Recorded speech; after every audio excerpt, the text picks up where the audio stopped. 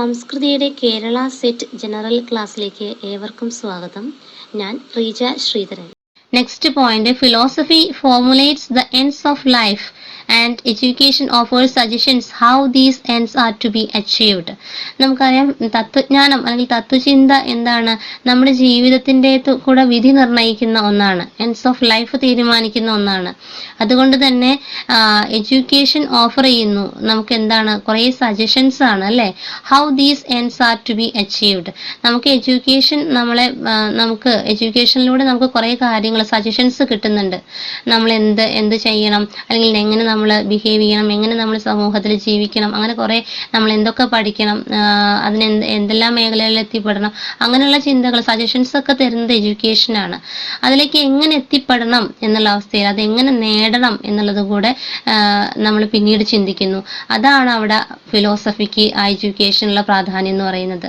നമ്മുടെ ചിന്തകൾ തന്നെയാണ് ഫിലോസഫി എന്ന് പറയുന്നത്. നമ്മൾ എന്തായി തീരണം, എങ്ങനെ എത്തിപ്പെടണം എന്നൊക്കെ ചിന്തിക്കുമ്പോൾ കിട്ടിയ എഡ്യൂക്കേഷന് പുറമെ നമ്മുടെ കൂടുതലായി അതിലേക്കുള്ള ചിന്ത തന്നെയാണ് ആ ഫിലോസഫി എന്ന് പറയുന്നത്. AIIMS of education change with the changing philosophy of life. പിന്നെ ഓരോ വ്യക്തിക്കും ഓരോ തരത്തിലുള്ള തത്വചിന്തകളും തത്വജ്ഞാനങ്ങളും ഉണ്ടായിരിക്കും അല്ലേ? അവരവരുടേതായ കുറേ ചിന്താഗതികളൊക്കെ ഉണ്ടായിരിക്കും. അപ്പോൾ ആ ഒരു എഡ്യൂക്കേഷൻ എന്താവണം എന്ന് തീരുമാനിക്കുന്നതും അല്ലെങ്കിൽ എയിംസ് ഓഫ് എഡ്യൂക്കേഷൻ ചേഞ്ച് ആവുന്നതും ഒക്കെ നമ്മുടെ ഫിലോസഫി ഓഫ് ലൈഫിനനുസരിച്ചിരിക്കും. നമ്മുടെ ആ ജീവിതത്തിൻ്റെ ആ തത്വചിന്തയെക്കുറിച്ച് തത്വജ്ഞാനം പോലെ ഇരിക്കും നമ്മൾ തിരഞ്ഞെടുക്കുന്ന എഡ്യൂക്കേഷൻ ഫീൽഡും നമ്മൾ നിർണ്ണയിക്കുന്ന എഡ്യൂക്കേഷൻ്റെ ലക്ഷ്യങ്ങളും ഒക്കെ ഫിലോസഫി ഓഫ് ലൈഫിനെ കൂടി ആശ്രയിച്ചിരിക്കും. അതാണ് പറയുന്നത്. Why we need philosophy. എന്താ നമുക്ക് ഫിലോസഫിയുടെ ആവശ്യം? Philosophy helps teachers to reflect on key issues and concepts in education. ശരിക്കും ഫിലോസഫി തന്നെയാണ് നമ്മളെ ഹെൽപ്പ് ചെയ്യുന്നത് അല്ലേ? എന്തെല്ലാം കാര്യങ്ങൾ എഡ്യൂക്കേഷൻ്റെ കോൺസെപ്റ്റിനെ കുറിച്ചും എഡ്യൂക്കേഷൻ എങ്ങനെയാവണം, അതിന് ടീച്ചേഴ്സിനെ ഹെൽപ്പ് ചെയ്യണത് ഒക്കെ ഈ ശരിക്കും ഫിലോസഫി തന്നെയാണ്. നമുക്ക് കുറച്ച് ക്വസ്റ്റ്യൻ്റെ ആൻസർ നോക്കിയാൽ തന്നെ അതറിയാം. What is being educated. എന്തുകൊണ്ടാണ് നമ്മൾ എഡ്യൂക്കേറ്റഡ് ആവുന്നത്, എന്തിനാണ്? What is the good life. എന്താണ് നല്ല ജീവിതം എന്ന് പറയുന്നത്? അതുപോലെ വാട്ട് ഈസ് നോളജ്. എന്താണ് അറിവ്? What is the nature of learning. എന്താണ് പഠനത്തിൻ്റെ നേച്ചർ എന്ന് പറയുന്നത്? And what is teaching. എന്താണ് ടീച്ചിങ് എന്തുകൊണ്ട് ഉദ്ദേശിക്കുന്നത്? ഇതിനെക്കുറിച്ചെല്ലാം ഉള്ള ആ കണ്ടെത്തലുകൾ തന്നെയാണ് ഫിലോസഫി എന്ന് പറയുന്നത്. അതെങ്ങനെയാവണം എന്ന് നിർണ്ണയിക്കുന്നത് ഫിലോസഫിയാണ്. അതുകൊണ്ട് തന്നെ need for philosophy of education. എഡ്യൂക്കേഷനിൽ ഫിലോസഫിയുടെ ആവശ്യം എന്താണെന്ന് ചോദിച്ചാൽ നമുക്ക് തരുന്ന ഡിറക്ഷൻസ് തരുന്നത് ഫിലോസഫിയാണെന്ന് പറയാം. Philosophy give direction to education by certain guideline. നമുക്ക് വേണ്ട നിർദ്ദേശങ്ങൾ തന്ന് നമ്മളെ ഡിറക്റ്റ് ചെയ്യുന്നത് ഫിലോസഫിയാണ്. ഓരോ വ്യക്തിക്കുമുള്ള തത്വചിന്ത അല്ലെങ്കിൽ ഓരോ എഡ്യൂക്കേഷണൽ ഇൻസ്റ്റിറ്റ്യൂഷനുമുള്ള അല്ലെങ്കിൽ നമ്മുടെ സമൂഹത്തിൽ ഉള്ള കുറേ കാഴ്ചപ്പാടുകൾ, വാല്യൂസ്, അതൊക്കെ എന്താണ് ഈ ഫിലോസഫിയും അതും തമ്മിൽ നല്ലൊരു റിലേഷൻഷിപ്പ് ഉണ്ട്. അപ്പൊ അതൊക്കെ നമ്മൾ ഡിറക്റ്റ് ചെയ്യുന്നു എന്നാണ് പറയുന്നത്. By philosophy of education that the school officials, teachers and even parents are coordinate their efforts towards achieving an aim. Without philosophy of education all our prove useless or not fruitful. അതായത് എല്ലാത്തിൻ്റെയും കൂടെ ഒരു efforts ആണ് വരുന്നത് അല്ലേ? Philosophy of education എന്ന് പറയുമ്പോൾ അതിൽ സ്കൂളിൻ്റെ, ഒഫീഷ്യൽസിൻ്റെ, ടീച്ചേഴ്സിൻ്റെ, പാരൻസിൻ്റെ എല്ലാവരുടെയും കൂടെ കോർഡിനേറ്റ് ചെയ്തിട്ടുള്ള കുറേ എഫേർട്സ് അതിനകത്ത് വരുന്നുണ്ട്. അപ്പോൾ ഫിലോസഫി ഇല്ലാതെ എഡ്യൂക്കേഷൻ ഉണ്ടെന്ന് നമുക്ക് പറയാൻ പറ്റില്ല. അങ്ങനെ ഫിലോസഫി ഇല്ലാത്ത എഡ്യൂക്കേഷൻ എന്ന് പറഞ്ഞാൽ അത് ഫ്രൂട്ട്ഫുൾ അല്ല, നോട്ട് ഫ്രൂട്ട്ഫുൾ ആയിരിക്കും എന്നാണ് നമുക്ക് പറയാൻ സാധിക്കുക.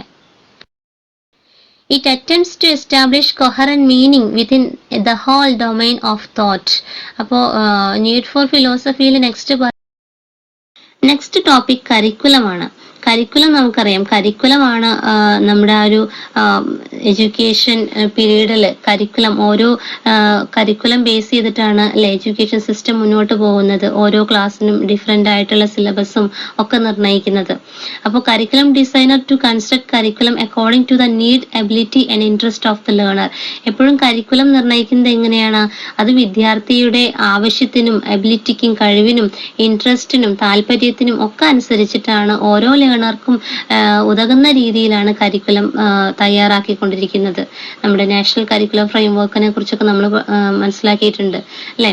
അത് കേരളത്തിലെത്തിയപ്പോൾ കേരള കരിക്കുലം ഫ്രെയിംവർക്ക് അതാണ് നമ്മുടെ കരിക്കുലം ഒക്കെ നിർണ്ണയിക്കുന്നത്.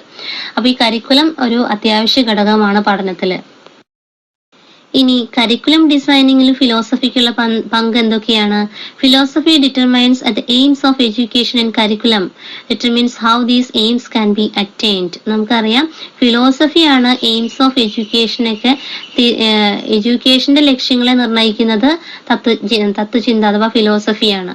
അപ്പോൾ ആ കരിക്കുലം ഡിറ്റർമൈൻ ചെയ്യുന്നുണ്ട് എങ്ങനെയാണ് ഈ എയിംസിനെയൊക്കെ നേടിയെടുക്കേണ്ടതെന്ന്. അതുകൊണ്ട് തന്നെ ഫിലോസഫിക്ക് കരിക്കുലത്തിൽ വളരെയധികം സ്വാധീനമുണ്ടെന്ന് പറയാം. The curriculum is means to attain aims of education. Curriculum is to be determined by the educational objectives which are again determined by philosophy. അതുപോലെ തന്നെ മീൻസ് ടു അറ്റൈൻ നമുക്കൊരു മാർഗം കാണിച്ചു തരും. നമ്മളെ പഠനത്തിനെ മുന്നോട്ട് കൊണ്ടുപോകുന്നത് കരിക്കുലമാണ്. അതുപോലെ അതിൽ ഒരുപാട് എഡ്യൂക്കേഷണൽ ഒബ്ജക്റ്റീവ്സ് ഉണ്ട്. ആ എഡ്യൂക്കേഷണൽ ഒബ്ജക്റ്റീവ്സ് സാറ്റിസ്ഫൈ ചെയ്യുന്ന രീതിയിലായിരിക്കും ഓരോ ക്ലാസ്സുകളിലെയും സിലബസും അതുപോലെ curriculum കൺസ്ട്രക്ഷനും നടന്നിട്ടുണ്ടായിരിക്കുക. Next topic, what is teaching method? It is the systematic way of doing something. Teaching method എന്ന് പറയുമ്പോൾ അതൊരു സിസ്റ്റമാറ്റിക് വേ ആണല്ലേ. ഡൂയിങ് സംതിങ് നമ്മൾ എന്തെങ്കിലുമൊക്കെ പഠിപ്പിക്കുമ്പോൾ അതിനൊരു ശാസ്ത്രീയമായിട്ടുള്ള വഴി തിരഞ്ഞെടുക്കുകയാണെങ്കിൽ അത് നല്ല ടീച്ചിങ് മെത്തേഡ് ആവും. It implies N orderly logical arrangement of steps. It more procedural. നല്ലൊരു ലോജിക്കൽ അറേഞ്ച്മെന്റോട് കൂടി അത് ഓർഡർ ആയിട്ട് ഇംപ്ലിമെന്റ് ചെയ്യുകയാണെങ്കിൽ സ്റ്റെപ്പ് ബൈ സ്റ്റെപ്പ് ആയിട്ട് കുട്ടികളിലേക്ക് അറിവിനെ നമുക്ക് എത്തിക്കാനായിട്ട് സാധിക്കും നല്ല മെത്തേഡ്സ് യൂസ് ചെയ്യുമ്പോൾ. അതുകൊണ്ട് തന്നെ ഇറ്റ് ഈസ് മോർ പ്രൊസീജറൽ. അതൊരു പ്രൊസീജറൽ പ്രോസസ് ആണെന്ന് നമുക്ക് പറയാൻ പറ്റും. അതുപോലെ തന്നെ ടീച്ചിങ് ടെക്നിക്സും ഉണ്ട്. It is well defined procedure used to accomplish a specific activity or task. ആക്ടിവിറ്റീസും ടാസ്കും ഒക്കെ ചെയ്യിക്കുമ്പോൾ നമ്മൾ നല്ല വെൽ ഡിഫൈൻഡ് പ്രൊസീജിയർ തരണമെങ്കിൽ അത് നല്ല ടീച്ചിങ് ടെക്നിക്സ് ആണെന്ന് പറയാം. ഇപ്പോൾ നമുക്ക് മാത്സ് ഇഷ്ടമില്ലാത്ത കുട്ടിക്ക് കൂടി മാത്സ് ഇഷ്ടപ്പെടുന്ന രീതിയിൽ ടെക്നിക്സ് യൂസ് ചെയ്യാനായിട്ട് നമ്മുടെ ടീച്ചേഴ്സിന് അറിയും.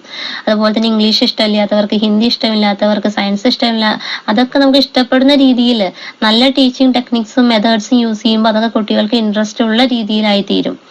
അതിനെയാണ് ടീച്ചിങ് മെത്തേഡ്, ടീച്ചിങ് ടെക്നിക്സ് എന്നൊക്കെ പറയുന്നത്. ടീച്ചിങ് മെത്തേഡ്സ് നമുക്കറിയാം ഏതൊക്കെയുണ്ടെന്ന്. ഏതൊക്കെ ടൈപ്സ് ഉള്ളത്? ടീച്ചർ സെന്റേർഡ് മെത്തേഡ്സ് ഉണ്ട്, ലേണർ സെന്റേർഡ് മെത്തേഡ്സ് ഉണ്ട്, കണ്ടന്റ് ഫോക്കസ്ഡ് മെത്തേഡ്സ് ഉണ്ട്, ഇന്ററാക്റ്റീവ് ആൻഡ് പാർട്ടിസിപ്പേറ്റീവ് മെത്തേഡ്സ് ഉണ്ട്. ടീച്ചർ സെന്റേർഡ് ആകുമ്പോൾ ആ ഒരു ലെക്ചറിങ് മെത്തേഡിലുള്ളതാണ്. ടീച്ചർ ഇങ്ങനെ ക്ലാസ് എടുക്കുന്ന രീതിയിൽ. ലേണർ സെന്റേർഡ് ആകുമ്പോൾ ലേണറിന് ഇമ്പോർട്ടൻറ്റ് കൊടുത്തുകൊണ്ട്. കണ്ടന്റ് ഫോക്കസ്ഡ് ആകുമ്പോൾ നമ്മൾ പഠിക്കുന്ന കണ്ടന്റിലേക്ക് കൂടുതൽ ഊന്നൽ കൊടുത്തുകൊണ്ടുള്ള മെത്തേഡ്സ് ആയിരിക്കും അവിടെ ഉണ്ടാവുക. ഇന്ററാക്റ്റീവ് ആൻഡ് പാർട്ടിസിപ്പേറ്റീവ് ആകുമ്പോഴും കുട്ടികളുടെ ഇന്ററാക്ഷനും കുട്ടികളും ടീച്ചറും തമ്മിൽ ഇന്ററാക്ഷനും അതുപോലെ അവരുടെയൊക്കെ പാർട്ടിസിപ്പേഷനും ഒക്കെ ഉൾക്കൊള്ളിച്ചുകൊണ്ടുള്ളതാണ് ഇന്ററാക്റ്റീവ് ഓർ പാർട്ടിസിപ്പേറ്റീവ് മെത്തേഡ്സ്. ഈ ടീച്ചിങ് മെത്തേഡ്സിന്റെ കീഴിൽ വരുന്ന മെത്തഡോളജീസ് നമുക്ക് നോക്കാം. ഇപ്പൊ ടീച്ചർ സെന്റേർഡ്, ലേണർ സെന്റേർഡ് ഒക്കെ ആവുമ്പോൾ വരുന്ന മെത്തഡോളജീസ് എന്തൊക്കെയാണ്? ലെക്ചർ മെത്തേഡ് ആവും, ലെക്ചർ ഡെമോൺസ്ട്രേഷൻ മെത്തേഡ് ഉണ്ടാവും, ഡിസ്കഷൻ മെത്തേഡ് ഉണ്ടാവും, അസൈൻമെന്റ് മെത്തേഡ് ഉണ്ടാവും, പ്രോജക്ട് മെത്തേഡ് ഉണ്ടാവും, റോൾ പ്ലേ ഉണ്ടാവും, ഓഡിയോ വിഷ്വൽ മെത്തേഡ് ഉണ്ടാവും. റോൾ പ്ലേ ഒക്കെ ലേണർ സെന്റേർഡ് ആണ്. കുട്ടികൾക്ക് കൂടുതലായിട്ട് അവർക്ക് ആക്ട് ചെയ്യാനും ഒക്കെ ഉള്ള കഴിവൊക്കെ പുറത്തു കൊണ്ടുവരാൻ സാധിക്കും. ഓഡിയോ വിഷ്വൽ ആകുമ്പോഴും ഒക്കെ അവർക്ക് വളരെയധികം ഇൻട്രസ്റ്റ് ഉണ്ടാവും. പ്രോജക്ട് മെത്തേഡ് ആകുമ്പോൾ അവർക്ക് അന്വേഷണ ത്വരത ഉണ്ടാവും. അസൈൻമെന്റ് ആകുമ്പോഴും അങ്ങനെ തന്നെ. ഡിസ്കഷൻ ആകുമ്പോൾ അവർക്ക് നന്നായിട്ട് ഡിബേറ്റ് ചെയ്യാനും ഡിസ്കസിൽ അവർ പങ്കെടുക്കാനും ഒക്കെ ഉള്ള എബിലിറ്റി അവർക്ക് വർദ്ധിച്ചു വരും. അവർക്കുള്ള ആർഗ്യുമെന്റ്സ് ഒക്കെ കൂടി വരും. ലെക്ചർ മെത്തേഡും ലെക്ചർ ഡെമോൺസ്ട്രേഷൻ മെത്തേഡും ടീച്ചർ സെന്റേർഡ് മെത്തേഡ് ആയിട്ടാണ് വരിക.